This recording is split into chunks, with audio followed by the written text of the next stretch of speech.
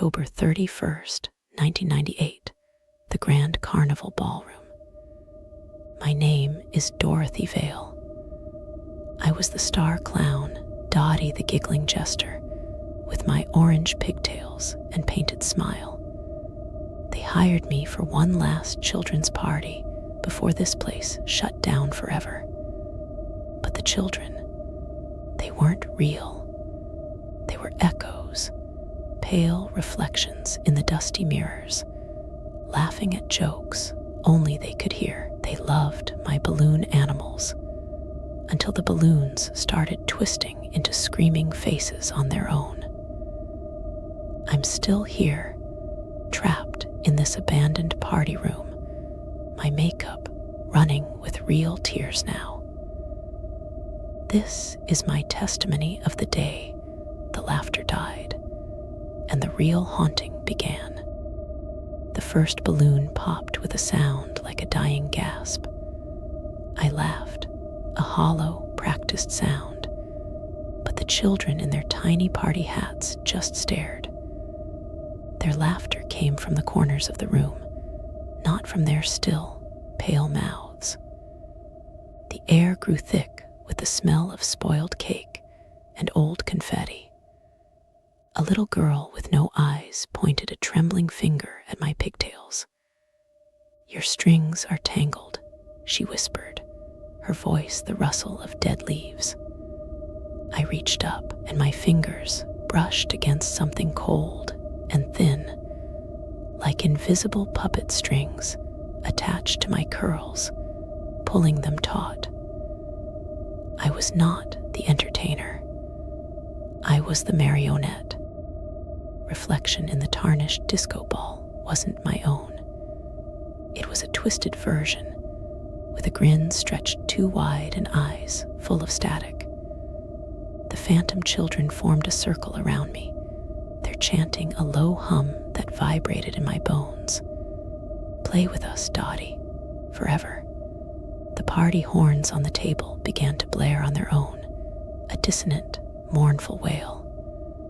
I tried to run, but my oversized shoes felt nailed to the sticky floor. One of the children, a boy with a gaping mouth, held out a jagged piece of mirror. In it, I saw the strings again, dozens of them, leading up into the darkness of the ceiling, held by something I dared not look at. The music box started playing a warped version of Pop Goes the Weasel. With each note, a child would flicker and vanish, their party hat dropping to the floor. The smell of rot intensified, clinging to my costume. The last child, the eyeless girl, stood before me. "They don't want you to leave," she said, her voice now a chorus of many. "You're the new toy." The strings on my head yanked violently, forcing my arms up and my face into a grotesque, painful smile. My own giggles were torn from me, no longer my own. A puppet's forced merriment for an audience of ghosts. The lights died, plunging us into a silence so deep I could hear the skittering of insects in the walls. A single, cold spotlight clicked on, illuminating me.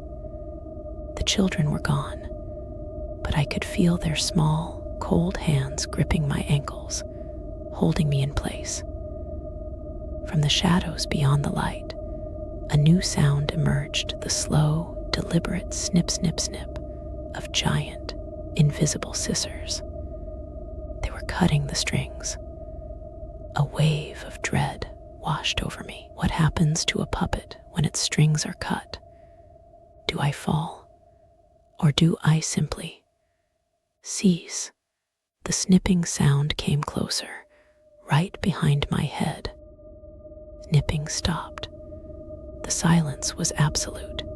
I was alone. I could move my own limbs again. A hysterical laugh of relief bubbled in my throat.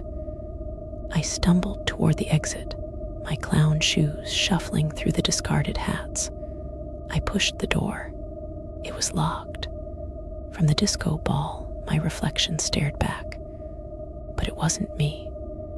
It was the wide-eyed, static-faced thing I'd seen before, and it was holding the scissors. It tilted its head, and my own head mimicked the movement against my will. My real smile had faded, but the reflection's grin was fresh and bloody. The haunting wasn't over. I had just become a permanent part of it.